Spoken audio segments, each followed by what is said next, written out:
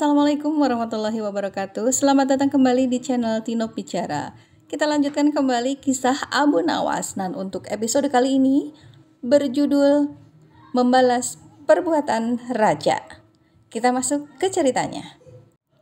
Abu Nawas hanya tertunduk sedih mendengarkan penuturan istrinya.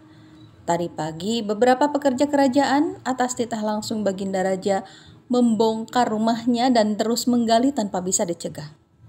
Kata mereka, tadi malam Baginda bermimpi bahwa di bawah rumah Abu Nawas terpendam emas dan permata yang tak ternilai harganya.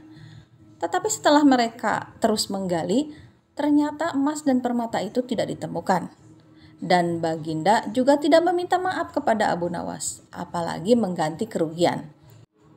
Inilah yang membuat Abu Nawas memendam dendam. Lama Abu Nawas memeras otak. Namun belum juga ia menemukan muslihat untuk membalas Baginda. Makanan yang dihidangkan oleh istrinya tidak dimakan karena nafsu makannya lenyap. Malam pun tiba, namun Abu Nawas tetap tidak beranjak.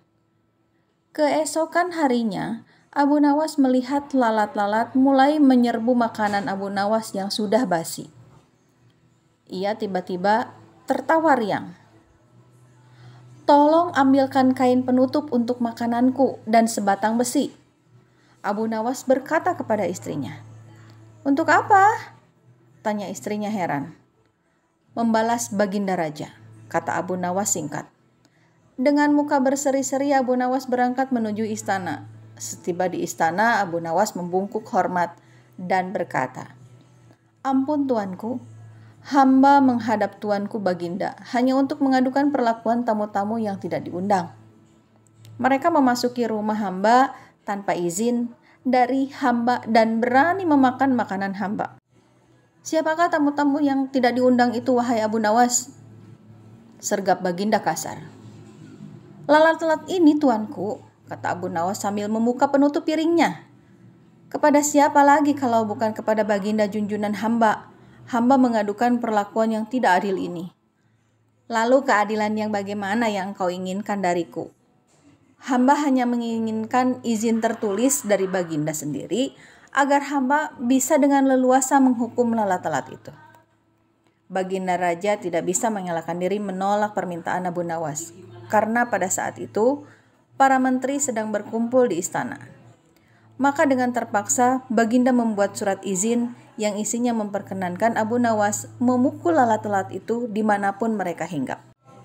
Tanpa menunggu perintah, Abu Nawas mulai mengusir lalat-lalat di piringnya, hingga mereka terbang dan hinggap di sana-sini. Dengan tongkat besi yang sudah sejak tadi dibawanya dari rumah, Abu Nawas mulai mengejar dan memukuli lalat-lalat itu. Lalat-lalat itu ada yang hinggap di kaca. Abu Nawas dengan leluasa memukul kaca itu hingga hancur. Kemudian vas bunga yang indah. Kemudian juga giliran patung hias sehingga sebagian dari istana dan perabotannya remuk diterjang tongkat besi Abu Nawas. Bahkan Abu Nawas tidak merasa malu memukul lalat-lalat yang kebetulan hinggap di tempayan Baginda Raja. Baginda Raja tidak bisa berbuat apa-apa kecuali menyadari kekeliruan yang telah dilakukan terhadap Abu Nawas dan keluarganya. Setelah merasa puas, Abu Nawas mohon diri.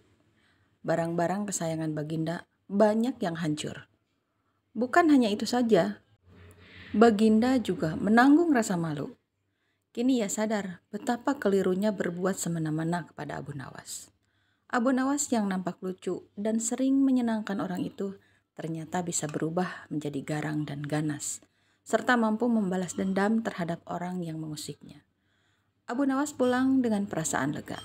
Istrinya pasti sedang menunggu di rumah untuk mendengarkan cerita apa yang dibawa dari istana. Demikian untuk episode kali ini. Tunggu kisah-kisah selanjutnya. Terima kasih. Assalamualaikum warahmatullahi wabarakatuh.